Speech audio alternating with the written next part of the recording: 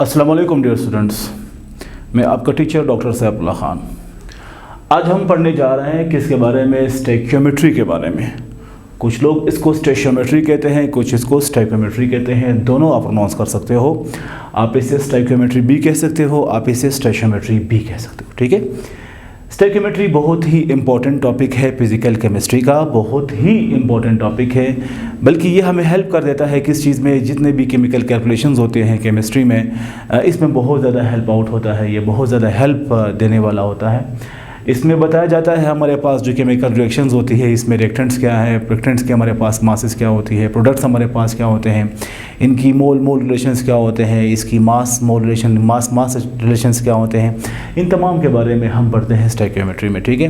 बहुत ही important topic है। First year का चैप्टर नंबर 1 हमारे पास जो है स्टोइकियोमेट्री है। हम इसके बारे में समझेंगे कि स्टोइकियोमेट्री क्या चीज़ है। ठीक है। स्टोइकियोमेट्री का जो लफ्ज़ है ये किस चीज़ से लिया गया है? स्टोइकियोमेट्री का लफ्ज़ लिया गया है ग्रीक वर्ड से लिया गया। ये किससे लिया गया है? ये हमारे पास लिया गया है ग्रीक वर्ड से। ग्रीक वर्ड से ये लिया गया है। स्टोइकियोमेट्री का जो लफ्ज़ है ये ग्रीक वर्ड से लिया गया। सही है, ग्रीक लफ्ज़ से लिया गया है। कौन कौन से लफ्ज़ इस हैं? ये दो अल्फाज से मिलकर बना है। एक हमारे पास है स्टोशियन। क्या है? स्टोशियन हमारे पास है, स्टोशियन। और दूसरा हमारे पास है कौन सा? मेट्रॉन। मेट्रॉन से लिया गया है। ठीक है। अब स्टोशियन का मतलब क्या है जनाब अली? स्टोशियन का मतलब होता है एलिमेंट। इसका मतलब क्या चीज़ है? इसका मतलब होता है एलिमेंट। और मेट्रॉन का मतलब क्या चीज़ है? मेट्रॉन का मतलब होता है मेजरमेंट या मेयरिंग, जिसको हम नाम देंगे। सही है, एलिमेंट की मेयरिंग। ये हम स्टडी करेंगे स्टोइकियोमेट्री में। कैसे? वो बाद में हम जब इसकी केमिकल कैलकुलेशंस करते हैं या इसके अंदर जब हम कैलकुलेशंस करते हैं, रिलेशंस मालूम करते हैं, तब हम वहाँ पे मालूम कर सकते हैं कि हमने इसमें एलिमेंट को मेयर कैसा करना है। स्टोइकियोमेट्री को समझने से पहले कुछ चीज़ें बहुत ही इंपॉर्टेंट है जो आपके साथ शेयर करना चाहूँगा। उसके बाद हम स्टोइकियोमेट्री को बेहतर अंदाज में डिफ़ाइन कर सकते हैं। सबसे पहले आपको पता होना चाहिए, स्टोइकियोमेट्री को समझने से पहले आपको पता होना चाहिए केमिकल इक्वेशन के बारे में पता होना चाहिए कि केमिकल इक्वेशन क्या होता है, ये आपको पता होना चाहिए। तो केमिकल इक्वेशन हमारे पास क्या चीज़ है? केमिकल इक्वेशन हमारे पास है, इसका सिंपल सा एग्जांपल लेंगे, उसके बाद हम डिफाइन करेंगे। फॉर एग्जांपल ये हमारे पास दो हाइड्रोजन के एटम्स मिलते हैं एक ऑक्सीजन के एटम के साथ। तो ये क्या बना रहा है? ये हमारे पास बना रहा है H2O का मॉलिक्यूल बना रहा है। क्या बना रहा है ये? H2O का मॉलिक्यूल। ठीक। हम ये जानते हैं कि हमारे पास ये जो 2H है और ऑक्सीजन है, ये क्या कहलाएंगे? ये हमारे पास कहलाएंगे रिएक्टेंट्स। क्या कहलाएंगे? ये रिएक्टेंट्स कहलाएंगे। ये जो हमारे पास प्रोडक्ट्स है H2O का जो हमारे पास मॉलिक्यूल है, ये क्या कहलाएगा? ये कहलाएगा प्रोडक्ट्स कहलाएगा। सही है। ठीक। अब ये रिएक्टेंट्स में देखें हमारे पास क्या चीज़ है? ये हाइड्रोजन है और साथ ऑक्सीजन है। यानी इस हाइड्रोजन की जो हमारे पास एलिमेंट है या एटम है, इसको हमने शो किया है, एक्सप्रेस किया है हाइड्रोजन की सिंबल से। किस चीज़ से? इसको हमने एक्सप्रेस किया है सिंबल से। ये जो हमारे पास ऑक्सीजन है, इसको हमने ऑक्सीजन की सिंबल से इसको एक्सप्रेस कर दिया है। ये भी हमारे पास सिंबल है, ऑक्सीजन का एक सिंबल है। ये हमारे पास हाइड्रोजन के सिंबल है। और H2O जो है, इसको इस मॉलिक्यूल को भी हमने H2O की मॉलिक्यूल को भी हमने सिंबल से एक्सप्रेस किया है। ठीक है। तो मैं आपको सिंपल वर्ड्स में कह सकता हूँ, हमारे पास ये जो रिएक्टेंट्स है या प्रोडक्ट्स है, इन दोनों को ओवरऑल कंप्लीटली हम इसको नाम देंगे क्या चीज़? इसको नाम देंगे जनाब अली रिएक्शन। क्या चीज़? केमिकल रिएक्शन हम नाम देंगे। ये हमारे पास क्या होगा? केमिकल रिएक्शन होगा। ठीक है। हम इसके बारे में पढ़ चुके हैं कि हमारे पास केमिकल रिएक्शन क्या होता है। जब ओल्ड बॉन्ड हमारे पास टूटते हैं, न्यू बॉन्ड हमारे पास बनते हैं, तो हमारे पास केमिकल रिएक्शन कहलाता है। या जब रिएक्टेंट्स रिएक्ट करते हैं और हमारे पास क्या बनता है? प्रोडक्ट्स बन जाते हैं। सही है। ये क्या कहलाएगा? हमारे पास केमिकल रिएक्शन कहलाता है। ठीक है। तो इस केमिकल रिएक्शन को अगर आप देखें तो इसमें तमाम को मैंने सिंबल्स में एक्सप्रेस किया है, यानी हाइड्रोजन को एक्सप्रेस किया है हाइड्रोजन की सिंबल H से, ऑक्सीजन को एक्सप्रेस किया है ऑक्सीजन की सिंबल O से, H2O की मॉलिक्यूल को एक्सप्रेस किया है H2O, जिसको आप नाम देंगे डाई हाइड्रोजन मोनोऑक्साइड को आपने एक्सप्रेस किया है H2O से। तो क्या मैं ऐसा कह सकता हूँ हमारे पास किसी भी केमिकल रिएक्शन को अगर हम सिंबल्स में एक्सप्रेस करेंगे क्या कहलाएगा? केमिकल इक्वेशन कहलाएगा। सिंपल वर्ड में हम क्या कहेंगे? Any chemical reaction which is expressed by symbols, this is called chemical equation. किसी भी केमिकल रिएक्शन को अगर हम सिंबल्स में एक्सप्रेस करेंगे क्या कहलाएगा? केमिकल इक्वेशन कहलाएगा। तो डिफाइन कैसे किया जाएगा इसको डिफाइन करेंगे एनी केमिकल रिएक्शन, एनी कोई भी chemical reaction which is expressed by symbols is said to be what? It's said to be chemical equation। क्या कहलाएगा? It's said to be chemical equation कहलाएगा। ठीक है, आपको समझ आया हमारे पास केमिकल इक्वेशन क्या है? स्टोइकियोमेट्री को समझने से पहले एक तो आपको पता होना चाहिए केमिकल इक्वेशन के बारे में, नंबर 2 आपको पता होना चाहिए किस चीज़ के बारे में, नंबर 2 आपको पता होना चाहिए जनाब अली हमारे पास क्वांटिटेटिव एनालिसिस के बारे में पता होना चाहिए। मैं यहाँ लिखूँगा क्वांटिटेटिव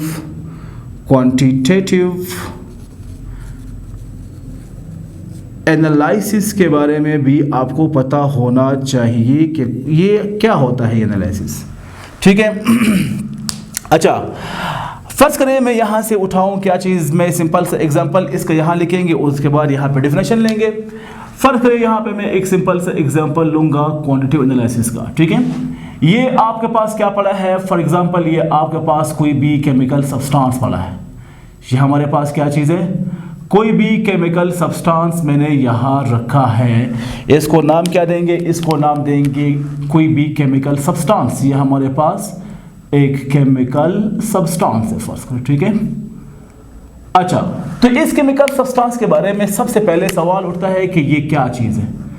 पहला हमारे पास सवाल उठता है कि ये क्या है, यानी इसकी हमारे पास क्वालिटी क्या है। फॉर एग्जाम्पल इसको हम नाम देंगे कि जनाब अली हमारे पास इसकी क्वालिटी क्या चीज़ है, तो लिखेंगे क्वालिटेटिव इसकी क्या है। तो आप जवाब देंगे सर ये हमारे पास है C6H12 और 6 है, यानी आप बताएंगे इसमें हमारे पास कार्बन है, हाइड्रोजन है, ऑक्सीजन है, सही, जो एक ग्लूकोज होता है।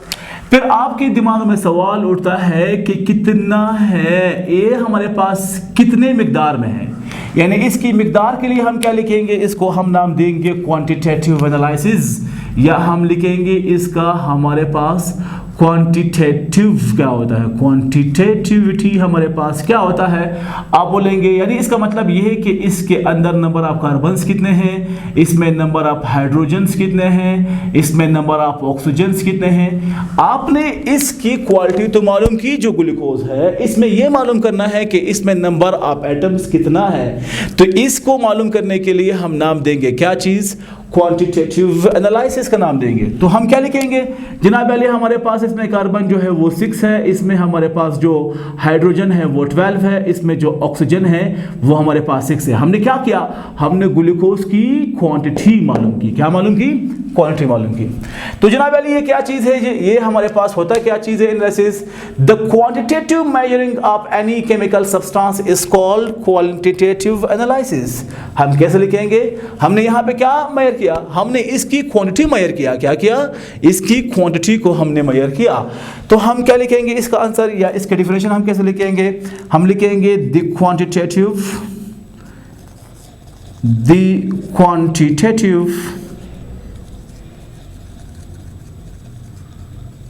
measuring of any chemical substance is called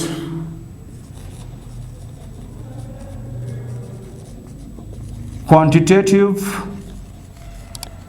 analysis. सही है। इसके बाद जनाब अली एक और चीज़ भी बड़ी इंपॉर्टेंट है, आपको ये भी आना चाहिए स्टोइकियोमेट्री को समझने से पहले। वो क्या चीज़ है? वो है बैलेंस केमिकल इक्वेशन, आपको पता होना चाहिए। द नेक्स्ट आपको पता होना चाहिए किसके बारे में? बैलेंस्ड केमिकल इक्वेशन भी आपको पता होना चाहिए कि बैलेंस केमिकल इक्वेशन क्या चीज़ है। ठीक है। बैलेंस केमिकल इक्वेशन को समझने से पहले एक सिंपल सा एग्जांपल लेंगे, उसके बाद हम डिफाइन करेंगे। ठीक है। देखिए, फर्ज करें हमारे पास ये क्या मौजूद है? फर्ज करिए हमारे पास है नाइट्रोजन का एक मॉलिक्यूल है। ये मिलता है किसके साथ? ये मिलता है हाइड्रोजन के मॉलिक्यूल के साथ। तो इससे बनता क्या चीज़ है? इससे बनता है जनाब अली हमारे पास NH3 बनता है। ठीक है। NH3 रिवर्स होके हमारे पास दोबारा ये बनाते हैं। सही है। अब हमारे पास ये जो नाइट्रोजन है यहाँ इसकी मिकदार 2 है, लेकिन यहाँ पे हमारे पास 1 है। मैं कहूँगा नाइट्रोजन यहाँ पे 2 है, लेकिन यहाँ पे हमारे पास कितना है? ये 1 है। नाइट्रोजन हमारे पास यहाँ पे कितना है? 1 है। अब हमने बैलेंस क्या करना है? हमने यहाँ पे भी 2 रखना है। तो क्या करेंगे? इसके साथ हम यहाँ पे लगाएंगे 2 लगाएंगे। जब 2 लगाएंगे तो हमारे पास N कितने हो गए? वो भी यहाँ पे 2 हो गए। इसके बाद हाइड्रोजन यहाँ पे हमारे पास 2 है, लेकिन 2 3 6 हमारे पास यहाँ पे 6 है। ये लिखूंगा हमारे पास हाइड्रोजन जो यहाँ पे है वो 2 है। कितने है? 2 है, लेकिन यहाँ पे हमारे पास कितना है? ये जनाब वाले हमारे पास 6 है। तो हमने करना क्या है? हमने इधर बैलेंस करना है। हमने साथ क्या लगाना है? 3। यहाँ पे 3 लगाएंगे, 3 2 6 बनेगा, तो ये हमारे पास आ गया 6। अब ये केमिकल रिएक्शन जो हमारे पास है ये बैलेंस्ड हो गया है। कैसे बैलेंस हुआ है?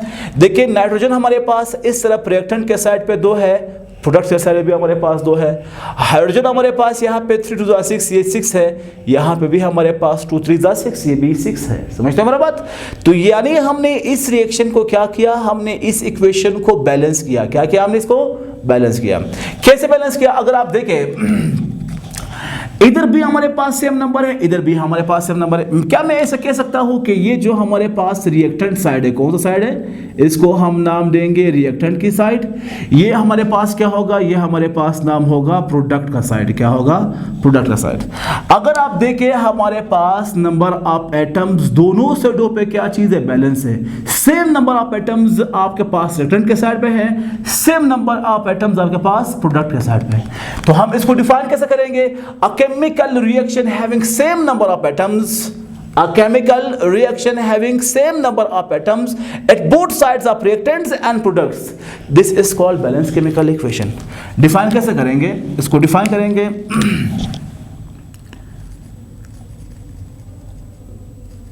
a chemical equation या reaction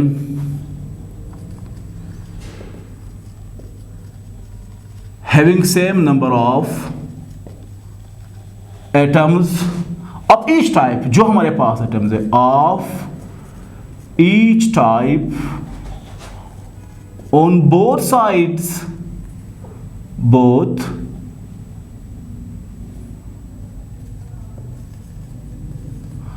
of reactants and products, क्या कहलाएगा? इज कॉल्ड कहलाएगा बैलेंस केमिकल इक्वेशन कहलाएगा। ठीक है। समझते हो मेरा बात? अब इन 3 चीज़ों को समझने के बाद हम आएंगे डिफिनेशन में। किस चीज़ की? स्टोइकियोमेट्री में। कि स्टोइकियोमेट्री हमारे पास क्या चीज़ है? एक सिंपल सा वर्ड में आपको बताना चाहूँगा। स्टोइकियोमेट्री केमिस्ट्री की एक ऐसी ब्रांच है जिसमें हमें बताया जाता है रिएक्टेंट्स और प्रोडक्ट्स के दरमियान किस चीज़ के बारे में? क्वांटिटेटिव एनालिसिस के बारे में, एक बैलेंस केमिकल इक्वेशन के थ्रू। क्या मैं ऐसा कह सकता हूं? सिंपल वर्ड में क्या मैं ऐसा कह सकता हूं कि हमारे पास स्टोइकियोमेट्री क्या चीज़ है? स्टोइकियोमेट्री हमारे पास केमिस्ट्री की एक ऐसी ब्रांच है जिसमें हम मालूम करते हैं क्या चीज़? क्वांटिटेटिव एनालिसिस किसके दरमियान? रिएक्टेंट्स एंड प्रोडक्ट्स के दरमियान किसी बैलेंस केमिकल इक्वेशन के थ्रू क्या कहलाएगा? स्टोइकियोमेट्री कहलाता है। स्टोइकियोमेट्री क्या चीज़ है? स्टोइकियोमेट्री हमारे पास केमिस्ट्री की एक ऐसी ब्रांच है जिसमें हम क्वांटिटेटिव एनालिसिस मालूम करते हैं किसी भी रिएक्शन की रिएक्टेंट्स एंड प्रोडक्ट्स के दरमियान किसके थ्रू? बैलेंस केमिकल इक्वेशन के थ्रू। क्या कहलाएगा हमारे पास, कहलाएगा स्टोइकियोमेट्री कहलाएगा। सिंपल वर्ड में हम डिफाइन कैसे करेंगे, नाउ अब हम डिफाइन करने की कोशिश करेंगे स्टोइकियोमेट्री के बारे में कि स्टोइकियोमेट्री को डिफाइन कैसा किया जाए। ये जनाब वाली STOICH हमारे पास IOMETRY स्टोइकियोमेट्री को डिफाइन कैसे करेंगे, डिफाइन करेंगे द ब्रांच ऑफ केमिस्ट्री, हम लिखेंगे ये हमारे पास क्या चीज़ है, स्टोइकियोमेट्री इज द ब्रांच, ये ब्रांच है, ब्रांच किस चीज़ का, आप केमिस्ट्री का ब्रांच है, सही है। विच टेल्स अस, जो हमें बताता है, विच टेल्स अस, जो बताता है किसके बारे में, द क्वांटिटेटिव एनालिसिस के बारे में, क्वांटिटेटिव एनालिसिस के बारे में, किस चीज़ की, किसके दरमियान, बिटवीन रिएक्टेंट्स एंड प्रोडक्ट्स के दरमियान, किसके थ्रू, प्रोडक्ट्स के दरमियान, through a balanced chemical equation, सही है, through a balanced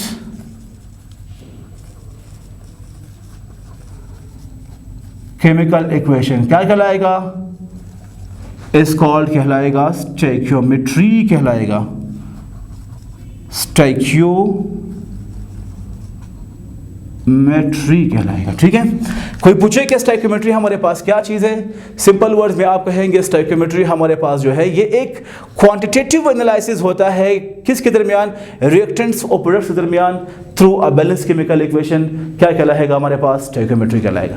late me summarise in a while introduction to stoichiometry. Stoichiometry का लफ्ज़ जो है ग्रीक वर्ड से लिया गया है स्टोशोन एंड मेट्रॉन, मतलब एलिमेंट की मेजरमेंट। इसको समझने से पहले हमें पता होना चाहिए केमिकल इक्वेशन के बारे में। केमिकल इक्वेशन क्या चीज़ है, किसी भी केमिकल रिएक्शन को अगर हम एक्सप्रेस करेंगे सिंबल से, केमिकल इक्वेशन कहलाएगा। उसके बाद हमें पता होना चाहिए क्वांटिटेटिव एनालिसिस के बारे में, किसी भी रिएक्टेंट्स के या प्रोडक्ट्स के जो हमारे पास मेजरमेंट होती है या मेजरिंग होती है, क्वांटिटेटिव मेजरिंग जो होती है हमारे पास होती है, क्या कहलाएगा, क्वांटिटेटिव एनालिसिस कहलाएगा। इसके अलावा हमारे पास क्या चीज़ है, बैलेंस केमिकल इक्वेशन क्या चीज़ है, एक किसी भी केमिकल रिएक्शन के अंदर जो प्रोडक्ट्स और हमारे पास रिएक्टेंट्स और प्रोडक्ट्स के दरमियान जो क्या मौजूद है, जो नंबर ऑफ एटम्स होने चाहिए वो सेम होने चाहिए, क्या कहलाएगा, बैलेंस केमिकल इक्वेशन कहलाएगा। इसके बाद हम समझेंगे कि स्टोइकियोमेट्री क्या चीज़ है, क्वांटिटेटिव एनालिसिस है किस चीज़ का, रिएक्टेंट्स एंड प्रोडक्ट्स का, किसके थ्रू, बैलेंस केमिकल इक्वेशन के थ्रू, सही है। क्या कहलाएगा हमारे पास, स्टोइकियोमेट्री कहलाएगा। उम्मीद है आपको टॉपिक समझ आया होगा, सही है। फिलहाल अल्लाह हाफिज़।